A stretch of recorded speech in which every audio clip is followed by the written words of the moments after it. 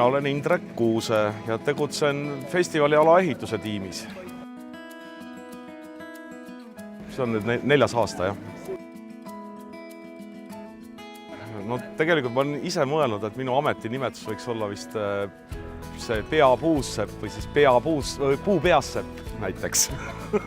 Vahet ei ole.